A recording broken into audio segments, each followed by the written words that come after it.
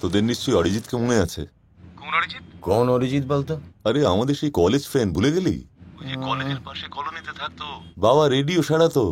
Wait wait wait wait, philosophy honours পড়তে এসেছিল যে ছেলেটা, সেটা তো?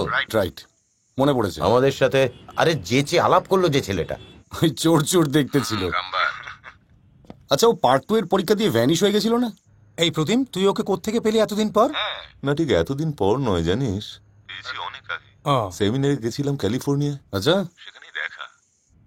তোদের বলিনি, ভেবেছিলাম সারপ্রাইজ দেবো, কিন্তু কিন্তু কিন্তু কি ও কি কলকাতায় আসছে? ক্যালিফোর্নিয়া কি করছে? ওর এখন এক্সপোর্ট ইম্পোর্টের বিরাট বিজনেস, নিজের চেষ্টায় এত দূরে এসছে। কিন্তু জানিস এত বড় লোক, কিন্তু মরণ রোগ ধরেছে। কি হয়েছেটা কি ওর?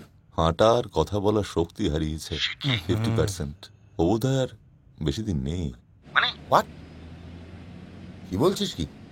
শোন আমার বউ না ডাক্তার, ওকে ওকে বললে মানে যেভাবে হয় আমি হেল্প করতে পারি। ও অনেক চিকিৎসা করেছে, নো ইমপ্রুভমেন্ট, কিচ্ছু করার নেই। ফুল নার্ভাস সিস্টেম ইজ ড্যামেজড, বাঁচার আশা নেই। কি বলছিস তাহলে? আরে সেই জন্যই তো ফোনটা করলাম। আচ্ছা, আমাদের ডেস্টিনেশনটা কলকাতা থেকে চেঞ্জ করে যদি ক্যালিফোর্নিয়া করা যায় কেমন হয়? এই দাঁড়া দাঁড়া, তুই সব ভেবে বলছিস তো? অতজন ওখানে থাকবে কোথায়? তারপরে ভিসারও তো ব্যাপার আছে। আরে ওসব আমার উপর ছেড়ে দে, তোরা জাস্ট কলকাতার প্ল্যানটাকে চেঞ্জ করে লস অ্যাঞ্জেলেস করে দে। আচ্ছা ঠিক আছে, ওকে ওকে ওকে।